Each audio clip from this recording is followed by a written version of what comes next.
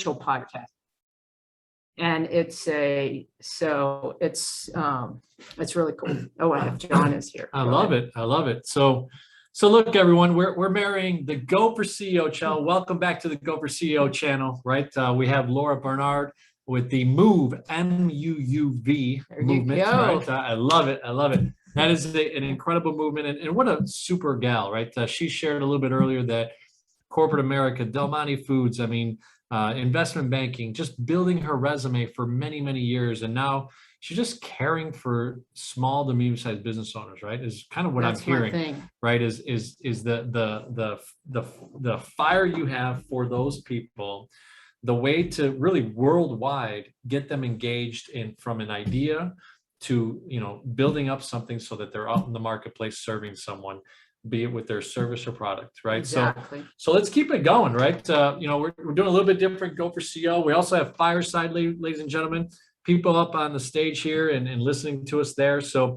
we've got the Go for CEO movement and the MUUV, MUUV movement. There you go. We've got two movements converging together, and MUUV Group, the parent, okay, it used to be MUUV, MUUV Group, GROUP, group team. And then I was like, I want to try to do something different. So we started thinking about a name. Was it Equip? Was it, anyway, we looked it up, and I think group, GRUPP, means team in another language, Swedish or something. Okay. But then I was like, whoa, what does this mean? I'm like nerdy trying to come up with something. I'm like, okay, it's an acronym. Global Resources Uniting Powerful Partnerships. So let's take that apart. Powerful partnerships is what we're doing. We're in a world of collaboration versus competition. Trademarks, copy, all of these things, patents. At the end of the day, you throw up a website, and anybody that has the ability to have expertise in that area can go and source that same product, or make a slight change, reverse engineer it, and go back. They might, you might have first mover advantage for a short period of time. Look at what's going on in social audio. Look at what's going on in podcasting. There's Fireside, there's Be Heard. I looked at a video last night of Facebook's Be Heard. Oh, okay. It's really cool. Their audio quality, you can walk down the street, you won't hear the nick. It's like a camera filter. You won't hear the trains. You only hear the person's voice. See, you heard some Fireside. Yeah. So no, but cool. No, that's not, yeah, there's going to be competition. It's kind of, we're up on stage, right, a lot together, Laura, and we hear from people that say, well, hey, I don't want to say what my idea is right now, because sign an NDA. I'm worried. Can you sign an NDA? Yeah. I'm like, no, man, look, let's just be real. Tell your idea. Yeah. If there's people in this audience that want to help you, we're going to help you. If we're a little bit crooked, somebody might try to steal it, right? But that is the speed of the game, right? It's the speed of the game, and understanding kind of you're in a dog-eat-dog world. Like, business is not like all hunky-dory, but it is collaboration nowadays more. It is about working together. It is about like, hey, Laura does X, John does Y. Like, how can we get together to get to Z, right? Yeah. So it's a pretty cool time that we live in, and especially with a social audio where, you could talk to someone from India, from Malaysia, from Portugal, from South America, Colombia, whatever. It's unbelievable. Like, it's crazy. But doesn't your mind, like, I'm so curious. Like, I love talking and sharing, right? But I really like being on that stage. I actually really like lead modding and facilitating, because there's not so that I would have more of a voice, but so that it's work. It's like running a marathon. You got to get your compression sleeves from 2 times you got to get your Gatorade, your water, you got to get ready. But I feel like it's when you lead mod, like after an hour, 2 hours, 3 hours, versus being on the stage, having other stuff going on in the background. You could you could be in pajamas, you could be taking a bath, you could be talking to your neighbor, you could be smoking a cigar, you could be grilling on the fire. But when you're lead modding, it's another level of attention. For sure. And so I really like that, because those are, I think, we're all a little bit ADD. No, it allows you to kind of direct the conversation. It allows you to be very interactive with the audience and people coming up. You actually even take some time to really kind of involve yourself in learning. Now we're talking about Clubhouse, everybody, right? It's kind of where Laura and I met. If you got cut off before, Laura and I met and created a relationship. And then 2.5 weeks ago or so, we embraced, we gave each other a hug. And now we're here in my office in Oak Brook, Illinois, at the Go for CEO studios. And what we're doing is just having a conversation about business, about life, about how social audio is changing things.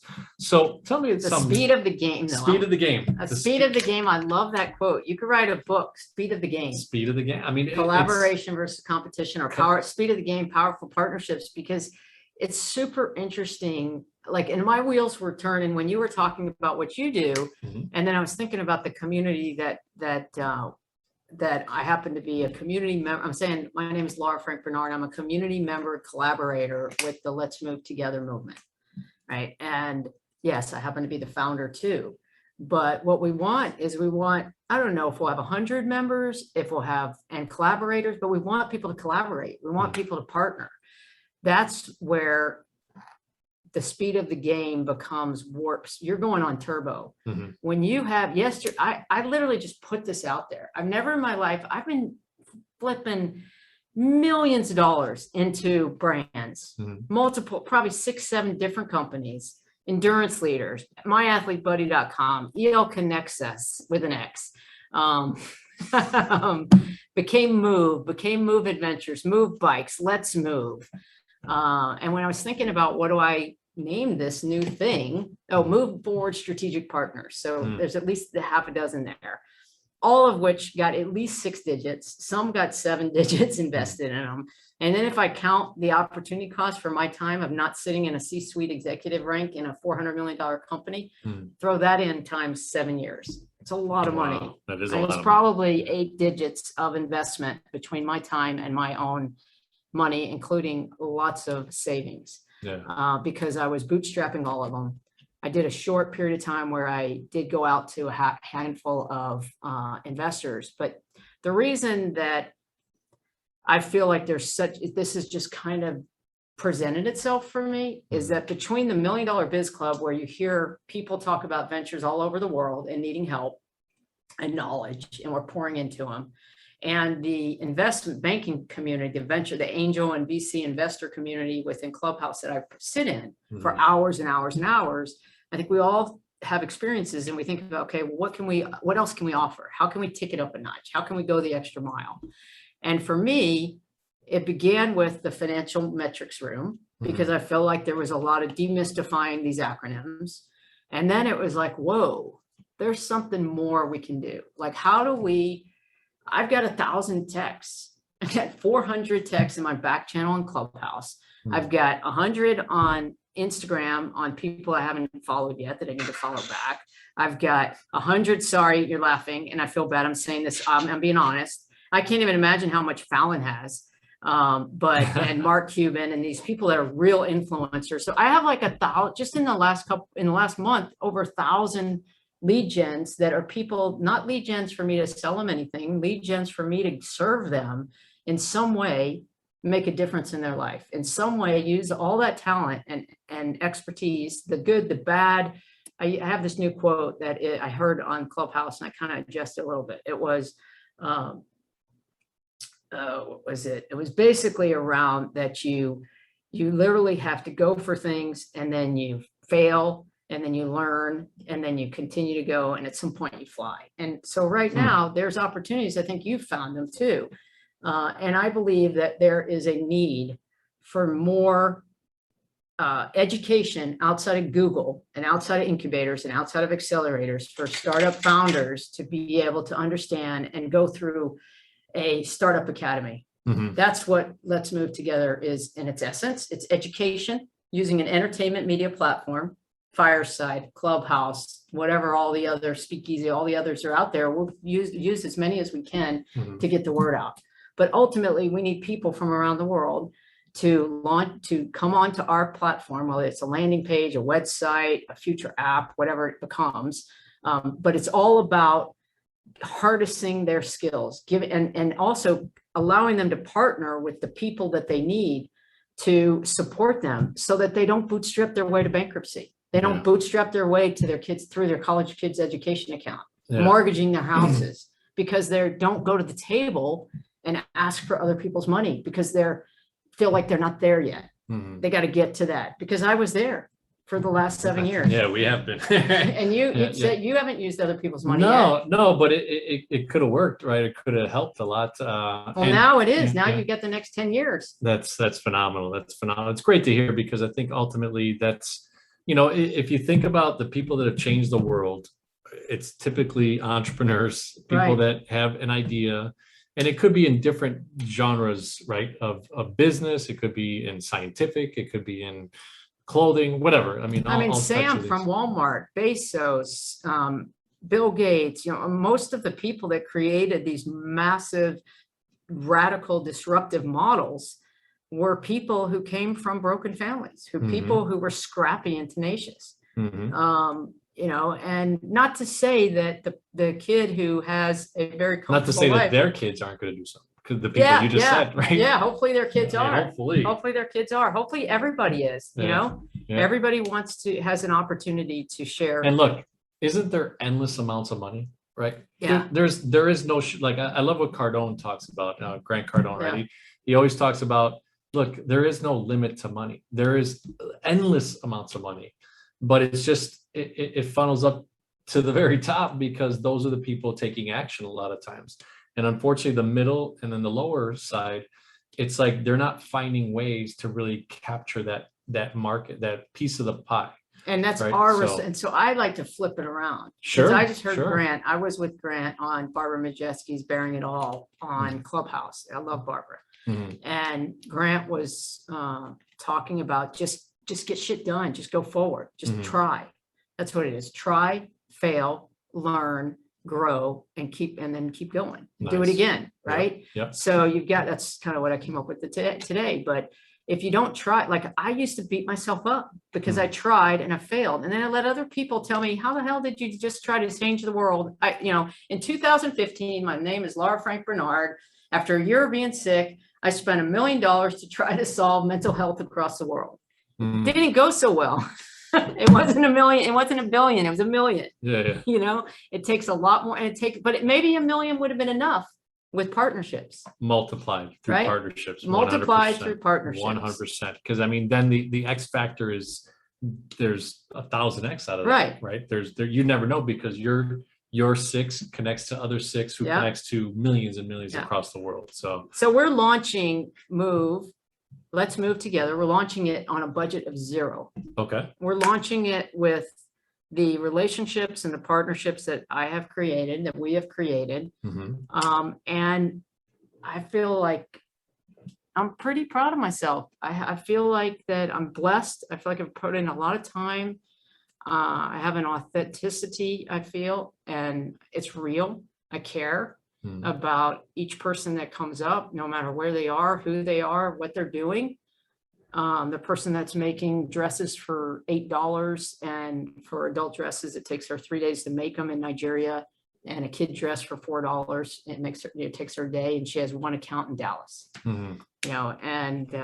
But how can we ensure that we're getting to 10,000 other of those people? Because those people are not going to pay and be able to pay $3,000 for branding done for their website. Sure. Even though maybe they could sell millions of dollars worth of and have a whole factory, of people or outsource it. They're not going to have that unless they get some type of, and yes, they can use Google, they can use the internet. But what I'm hearing is there's a power of our voices that people are learning so much more by hearing us. So amongst the investor community, we're talking about how to create little 3-minute snippets about SAFE, right? So you don't just Google a SAFE agreement, come up with Y Combinator, who has done a great job. They're the one, they've done a revolutionary job. But how do we come up with little snippets of 180 seconds?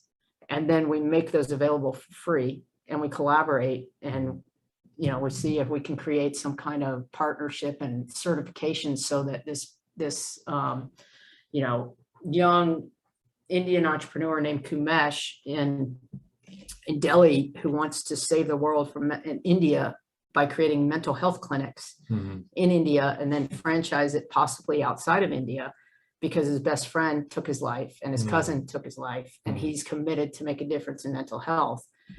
But he didn't know what business was. He came from a small village. People were telling me, you're from a small village. What are And you what trying can to you do? do? You can't Yeah. do it. Yeah. I got somebody you can go work for the rest of your life. Mhm. And he said, screw that. I'm Kumesh. I'm going to do it. Yeah. And because he was in there listening to us, and we made a difference. And then I now have people texting me, what was that guy's name? Can you put me in touch with Kumesh? I'm interested in investing in him. That's awesome. That's That's so awesome. cool. You know, and the videos that you're talking about, that 180 seconds, I think it's simplicity of words, right? Because words matter. Yeah. And if you make it simple, I think, you know, English happens to be a kind of a worldwide language. Everybody tries to learn it, right? Yeah. To kind of have a community of speaking. But when you use, you know, the words that are super clear, simple, and people can take action after that, that's pretty cool that you're going to be able to make 180-second videos that then, I think one of the things that would be my interjection is that 180 seconds, super simplistic, super easy to understand, but then how do you challenge them to take action at the very next step, Yeah. right? Which is kind of what Grant talked about, right? Is taking And we need that people action, like right? Lisa. We need people like Grant. We need Yeah. people like Lisa, who are Yeah. mindset people, because, you know, to keep going, because I'm curious, this whole aspect of how do we help people take action, or do people want to take action? They wake up in the morning and they're all ramped up, but they're inundated with young kids. They're inundated with, you know, how am I going to pay my light bill? They're inundated with, you know, umpteen million, you know, things that they've got to do to just feed their families. Yeah.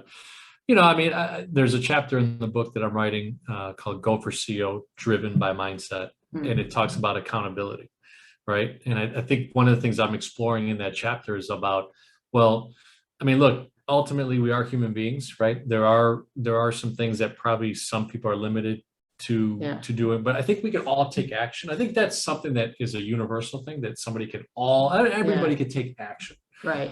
Now, to what capacity, how good can you be at that action? You know, it's about what you've learned, the community that you're around, who's influencing you, who's your mentor, right? To be a mentee.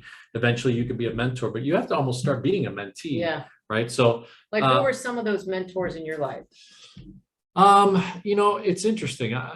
Probably the first one I would say, when I was growing up, my uncle in Colombia. So Colombia, South America. We would go to Colombia, South America, and my uncle owned a pretty darn big business. Plastic spoons, knives, forks, cutlery. He distributed to McDonald's and Burger King and Wendy's and all that stuff down there, and all the other, you know, rotisserie chicken place and stuff. And we would go to his factory, and there was, I'm not kidding, there's 50 machines that were $250,000 each, a machine. Wow. And these things popped out, these plastic spoons, knives, forks, and cutlery circles. And these ladies, I mean, it is what it is, but they would sit there 8-hour shifts. Right. Click, click, click, click, click, click, click, click, like literally for 8 hours. Yeah. Then those spoons and knives and forks were put into big, huge buckets. Yeah. Then they were put into another area for basically a line, right?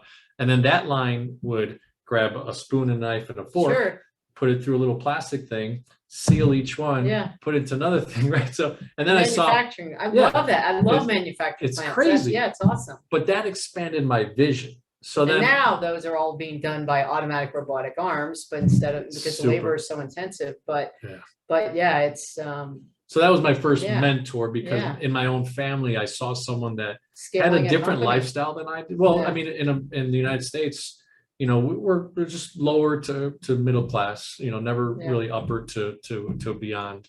I hate those words, by the way. I get it, but I mean, people use those words, and I'm like, but I think, so but it sets an understanding of kind of where we like. Yeah, look, I guess we are not like affluent like a Grant Cardone, but we're comfortable, and we have a loving family, and we live in we live better than, unfortunately to say it, but like 90% of the world, right? Well, and even in America, 70% of America is living paycheck to paycheck. Yeah, and they're living paycheck to paycheck, maybe because especially with COVID, maybe they got themselves into an apartment that was a little too expensive, or a car that was a little too expensive, or and look, I did that. I had built 2 $1 million homes, and I was doing really well. And I had kids' college education account, I had savings, I had all those things. But when COVID happens, you can think about the people that are wiping through savings accounts right now. Yes, I mean, all of a sudden they were making whatever, 15, 20, 30 grand.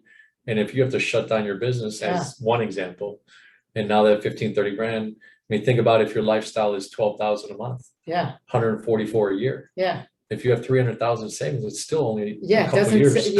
and that, that was part of my story is that I was sick for on and off for 7 years. Jeez. And I had done all the right things. I have a $2 million life insurance policy. I have a very expensive per month. I mean, it's like 8,000. Yeah, it's like $8,000, $9,000 a year disability insurance policy that pays out big money, 5 digits per month, because I was a corporate executive and that's where I was at. And I was able to get that policy when I was younger. But when you're sick in the mental health arena for multiple years, it cuts off. So if I had some other traditional medical issue, if I had gone out on disability, like I got hurt, right? I got hurt on a workers' comp case. This hand will probably come back. Let's hope I won't have some permanent disability with this hand. But had I done something like that, then I would have had that for life. But instead I had it for 2 years. Well, 2 years, when you're spending twice that taking care of a family of 4, within 7 years, you're screwed. You're done. You're starting from scratch. So my theme is take off from the tarmac. And I did work for an airline, and I did get hurt, by the way, which I'll be fine. But that time on the tarmac, working with $10 an hour employees, and I'm an entrepreneur, and I've made hundreds of thousands and saved millions. I've been very fortunate, and I've lost them trying to save the world. But working with that team, the 27-year-old manager named Colin, and the people that Dakota and Jake and Brian and Abby and Ed and Raphael, and this is just in the last few months, I get to watch the sun rise and set on the tarmac in South Bend, Indiana. And it was like my tarmac think tank. I wouldn't have the ideas I have right now without running, without time where you unplug and you do something different. You get in a rat race of working. And I don't think that I think when you think about like people around the world trying to come up with ideas, they got that train going. So it's hard to stop. And you talk about being an entrepreneur. They're being very entrepreneurial within their own companies, but they're still not calling all the shots. They're not deciding what's problem to solve and how to solve it. Yeah, I mean, an entrepreneur can be tricky too, right? Because you have the heart of a champion, the heart of an entrepreneur, but like you said, you may not be able to call the shots. So I think as an entrepreneur, you have to think of it as like, hey, look, the nice thing is that if you treat it as if you are the business owner, and let's say you have a corporate card, do you think about spending? Do you think about frivolously spending, or do you think about making sure that you don't spend that extra $30 because you times 1,000 people on a corporate card at $30 is $30,000, right? So that's the mindset behind it. Or making a decision that if your culture in your company is really conducive of building entrepreneurs, it should be that you could fail. Like you could make a wrong decision. Right. But as an entrepreneur culture, I think that would be cool. You're giving me like all these ideas of books like today. That's good. So, well, you're getting me ideas of how to utilize and partner with your platform and what you do, and teaching some of the people within our community, because I want to capture in this academy, and we have a wave. If we can get, I hope we're going to launch a 50-hour marathon this weekend as we launch Let's Move together. And like I said, it's a community of founders, wrapping around them service providers and investors, because that's how I feel like Clubhouse. There's people that are like our friend Glenn, that's a branding expert, and Anthony, who's a maven at sales, and Alicia, who has a digital marketing agency that helps female founders. And, all these different people. So there's these service providers, and we all overlap. We're all investors, even in our own businesses or our own dreams. We're all, founders also, and then we're service providers, whatever. But we have a primary focus at this point in time. We have a focus. And I think within Clubhouse, that's how I would categorize people: investors, founders, and service providers. And what we want to do is have people mostly founders, but then, and we won't have necessary vetting yet, but we have ideas and partnering technologies. I've been gifted a CRM platform for the year. Oh, wow. Like a badass fellow female investor mod who is building a unicorn. We get to have her platform for a year, no cost. I had the landing page being done, no cost. I have people from India, from Europe, from Africa, BE's involved, North America, a portfolio company that is sourcing from South America. So we already have 5 continents and we haven't even gotten out of the gate. We're just starting.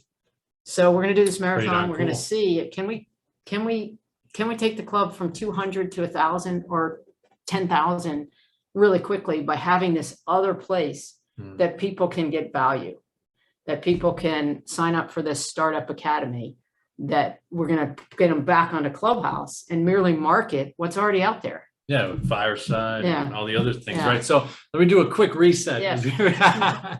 Was we always say on Clubhouse. And we'll focus in and get Yeah, done no. soon. No, hey, we're on the Go for CEO channel. We're recording right now to be able to upload with Laura Frank Barnard, part of the MUUV, MUUV movement group. And obviously we're on Fireside as well. I see all the people listening in on Fireside. So cool to have people just kind of hanging out. We got 8 people in the studio. We got Russ. My friend Russ is in Australia. Oh, that's Wendy, Chocolate Johnny, also from Australia. Nice. All right. Kat, Woody, anybody can come up on stage. Is Ron on stage then? Or? Ron is on stage. So let's see if Chocolate Johnny will come up. Invite to stage. And then we'll be able Russ, to hear him? Or? Actually, Russ may be not in. Russ may be in Park City, or may have. We've got 9 people in the studio now. We've got the weight bot. Nice. Well, look, check out over the next week or two, go to GO, the number 4 CEO on YouTube and on Spotify and on iTunes. We're going to have Laura Frank Barnard this uploaded over the next week. And I'd love to have people just check it out. This is just a conversation, ladies and gentlemen. You know, every once in a while we've had this where I interview CEOs, founders, entrepreneurs, but I had a gentleman named Shane. I don't know how to say his last name. It's like it's a long one, but he's a Samoan gentleman, and he's in real estate. He stopped in my office. We had a great conversation. He's had some good views, and we just talked real estate, but it was totally freelance. And today we're talking with you, totally freelance, about just movement, 2XU, and everything that you're doing, and then also thinking about ideas, how we can move people forward, right? And businesses and stuff. So it's really cool. Together, what is it? Solo, we can run fast, but try to run a 100-yard dash 100 times. But then if you pass the baton, it's easy. Oh, super simple. Solo, we can run fast. Together, we can run far, and we can do it quickly. The speed of the game. I love it. We got to co-write a book, or I know we're gonna have the speed of the game. Yeah, maybe that's a new podcast on Fireside. Oh, Russ is here. Let's see if we can. Let's try something. All right. So, Russ, are you there? I am indeed. Oh, look at the cool. quality. Park City, as you know, with some other people you know. Stan, the man. Yep, Stan is involved. Stan's starting to crush it on Clubhouse. He is. Like yourself. Yeah, he is a good friend, and when he's not on his bike, he is having. Oh, and as we're speaking, John the Bomb just got invited to download the app and become a creator, because I'm here and we were signing him up. But Russ is in Park City. Oh, nice. Hi. Hey, Russ. How are you? Good. Yeah, thanks for asking me up. Yeah, I just need to clarify that, but I also love what you're doing. Definitely think that there's always a need for more education. I agree 100%. You know, alone, you know, we go fast, but together we go far. I've always thought that the team is probably the most important thing in any venture, whether it's business or life. So yeah, it's good to just sit here and listen to what you folks are up to. So, what's your background? Because I have someone I want to ask you if you know, just because in Utah, do you know the Cunningham family? They're politics, but also in the financial business. Rich, I think it's Rich Cunningham. I don't. May have crossed paths somewhere along the line. So what area are you in? Right. What type of business? So I'm in Park City, and I'm a cardiothoracic surgeon. Oh, okay. By training. Oh, wow. But along the way, for 20 plus years now, I've been in commercialization, so ideation to commercialization, mainly in the life sciences, and have been an entrepreneur of sorts. Started companies, consulted with companies, held every role in every type of startup there is, advised startups. Stan and I, who I don't know if you know him, Ron, but back in 2007, the Park City Angels was formed, and I was an early member of that group with Stan. So I've been on all sides of the table in most of the roles. I'm not really clinically active much right now as a surgeon. Most of what I do is either entrepreneurship, or my day job is the chief operating officer of a biotech company in Salt Lake. Oh, wow. But I do have my own curriculum, so to speak, where I love to teach entrepreneurs and even, I think you guys mentioned mentors, and I actually have strong feelings about the difference between teachers, mentors, and coaches, because I think we all need all of them, and we should be we all should have mentors while we're mentoring others. So that's where I am, where I've been, and kind of the long, short story.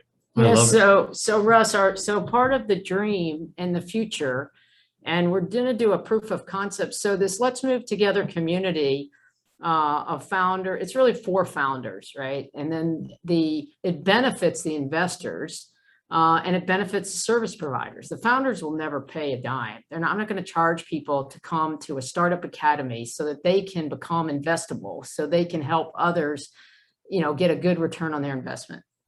In my opinion, there is a plethora of funds.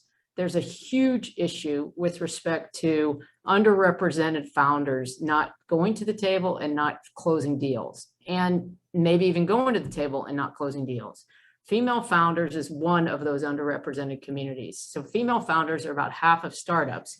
Female founders today get 2.3% of the deals, early stage. Wow. A year ago, it was before COVID, it was it had gone from 1% to 2.8%. Still horrible. 1 out of 35. Now it's 1 out of 45.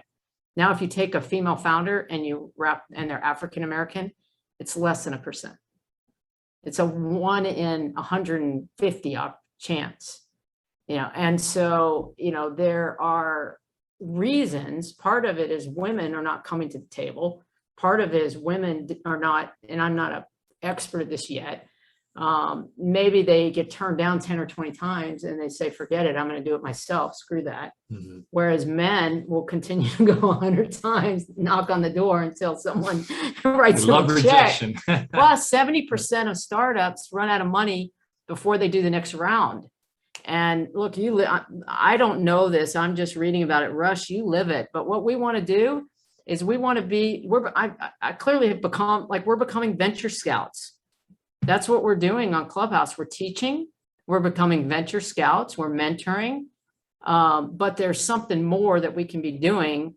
And we're hoping within Stan and a bunch of us within the investor community in Clubhouse, what we're planning is to have become that, maybe those venture groups, those angel funds around the country, around the world, they get thousands of applications. Maybe those ones that they don't quite want to invest in yet, they push it back over to us. We get even more that we're able to see. And they, through our different platforms, not just mine, but all these different free platforms and other platforms, and even learning journeys in Clubhouse or Fireside, now 6 months or a year later, they go back to the table. Because a lot of those ideas are good ideas that founders just not investable. Yeah, no, at that moment, they're not investable. I mean, look, it's still an ROI game, right? And you have to figure out kind of where they're at in the journey. So, Russ, any feedback on that? Yeah, I mean, I agree with everything that was said. There is this, I don't know whether it's a myth, and maybe I'll get slapped for this, but that, female founders are at a disadvantage actually when they're presenting. And I disagree with that. I actually agree more with your statement, Laura, that it's an access problem, because I really would prefer to be blind to gender, race, and everything else and hear the pitch on its merits, because at the end of the day, a lot of it is about ROI. It's also about the mission. Are they trying to change the world, and what are they doing? And it's almost like I rather, judge and fund something on its merits and on the merit of the individual than on any other aspect of their race or gender.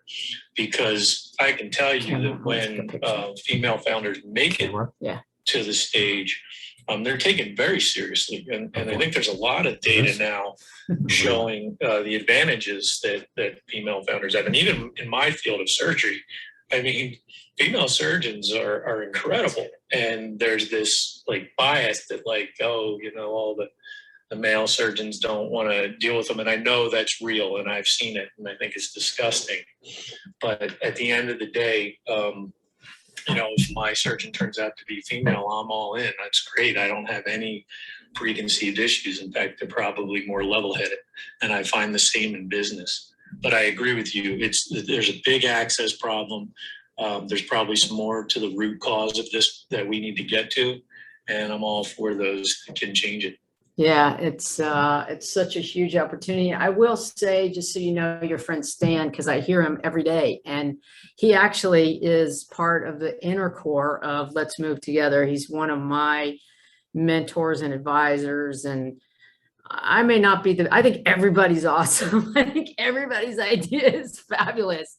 And I do realize what is someone that's investable and scalable, and who we're going to need to wrap some managerial professional talent, because I was that professional talent that went into businesses and helped scale them. One was 14, went to 400 million, one in 8 years, one was 82 and went to 120 million in 3, and one was 180 and went to 400 million in 8.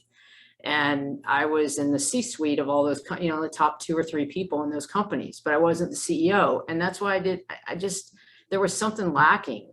I wasn't able to truly, how do I want to say this? I hate the word control. I wasn't able to truly deliver the culture that I felt was a winning culture. And so there were aspects, I had to respect the fact that I wasn't putting 20 and 40 and 100 million of my dollars. These were family owned businesses. One, I owned 5% of it at one point in time. So that was awesome. A year after joining Halpern's, Howard gifted me that because I was adding value and he wanted me to be there. And he actually happened to be super sick at the time. He survived cancer, but so I was that professional manager who happened to fall into these companies and help them scale. But when that's part of for me, that was part of like unshackling from building other people's businesses, even though I was significant in driving when you can drive the strategic plan of an organization and then rally the team around it, and you're in that seat, you're almost as if you're way more than an entrepreneur. Sure. You're basically, even though you're getting a paycheck, whether you're have equity or not, you're driving a significant, but you can't control the culture and how people treat each other because you're not ultimately and that is something that's super important to me. Yeah. You may only be able to, in some ways, your team and influence the rest of, but you're not, it's not, you're not kind of, I don't know. It's an interesting conversation. I mean, if you go deeper with that, because could your team within, 25 teams be the team that leads the culture revolution, right? It could be. So, but you definitely try. And it's interesting. I'm in that position right now as COO. Which is always an interesting position, right? Because COOs are either looking to move up or it's a horizontal move to somewhere else, which is why their lifespan is often pretty short in different businesses. But, Stan and I actually did a fireside. You can look on my profile on the importance of the co-founder, because I also have very strong feelings about the team and the co-founders. And you're right, not everybody is meant to lead. Not everybody is. I think your term you used was investable. I think the other term that we use a lot is coachable. I find women to be much more coachable than men, especially the young men. But the the importance of finding that right co-founder, it's hard to tell somebody, look, it's your baby, but find you a better lead, and you can still run and call a lot of the shots, but maybe you're not the front person or the front woman for the company. And it's not everybody is going to be cut out to be a CEO, to lead a big organization. I'm dealing with that right now with, so part of Let's Move Together, we'll see. It's something that is, I'm sure I think it's a bit of a disruptive model. We'll see. I'm sure there's others out there like this, but with social audio new and podcasting new in this form, we are basically building a portfolio for two reasons. One, it's a monetization, and I'm just gonna be honest, it's a way that I can get a return on my time and the investment of my time, which is significant. And it is the content that we're using as a thread to really go deep into these companies. So we're selecting 9 companies. I've already selected, I'm putting a couple of my own blueprints in there, and we'll put a venture studio around it, which means we'll hire talent after we raise the capital. I'll sit on the board, but I won't run them, including my bike company, because I fired myself from running an e-bike company that's only going to do $5 million of business or something. I need to run, I'm good at running $100 to $500 million businesses. And so I needed to stop being that entrepreneur, scaling my way to $1 million, scaling my way to 10 million. That I'm not really great at that. I'm good at raising capital. I'm good at creating ideas within a company and new market channels, new products, and creating businesses from scratch within a portfolio. So we are going to have a portfolio. We're going to have 9 companies. We'll see whether that's every 6 months, whether that's every year, whether that's every quarter. And we are going to select the ones that we feel are in line with they're investable, they're coachable, but I'm dealing with that right now. They clearly could scale to a certain level. Our companies, the model is that you're worth at least $1 million within the next 60 days or 90 days as we do the first round, and we raise 100 or 200,000. And then within a year, it's 3 times that. And within 3 years further, by 25, it's worth another 2 to 5 times. So we're getting companies in the portfolio that are going to be worth ideally 15 to 25 million with it by 25. So it's a pretty good sized portfolio. If we do 9 of those, you run the math, 9 of but again, the inflection points and the conversations with these companies on social audio, I think would be pretty fascinating for people to go deeper than my question is. You've got 60 seconds. My question is, somebody waited 3 hours to ask a question. You don't even want to give them, you don't even want to hear what their name is and where they're from. So I like being a lead mod partially, John, because I want to. So is Russ on Clubhouse by chance? I don't think. I am. Oh, you are. I was more so in the beginning. And I actually started 2 clubs. One was Physician Entrepreneurs. It's got about 3,000 members. Oh, okay.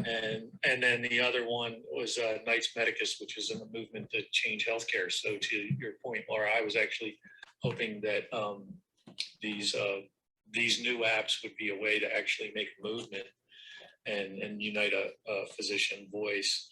I was going to ask a question. Do you have a focus, or is this all comers in terms of who these 9 portfolio companies? I'll let you let me just reset real quick. So, hey, ladies and gentlemen, this is Go for CEO. We also have Fireside Chat on as well. We're doing a multifunctional chat today. We got a gentleman named Russ Reese. Is it Reese or Rick?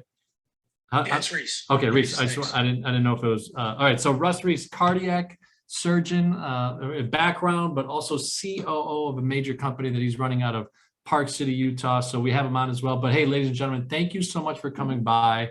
Laura Barnard, we're going to drop this video on Go for CEO very soon, and exciting to share with you just kind of a cool, fireside chat is now we're calling it, just interacting here in my office in Oak Brook, Illinois. And we want to thank you. So make sure you subscribe to the channel, become a Gopher CEO community member on Facebook and on Instagram and all that good stuff. And I am John the Bomb.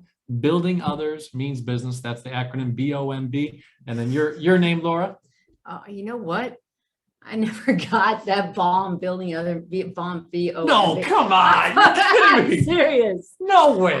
Really? I'm so embarrassed. No. I think I'm a really good listener, and I seriously never That's got funny. the acronym. Well, so John- Russ, this is funny. About a month ago, after literally like 80 days together on the marathon room, Yes. I say, John the Bomb, Building Others Means Business, BOMB, right? And then one day, then that same day, the founder of the $1 Million Club, he's like, wait, Daniel chimes in. He goes, wait, John. He goes, did you just say bomb, B-O-M-B, Building Others Means Business? He's like, I never knew that. And I literally was saying it for days. I don't think that's funny. So, hey, Gopher CEO community, thank you so much for stopping by. We appreciate you, and we'll keep on chatting on the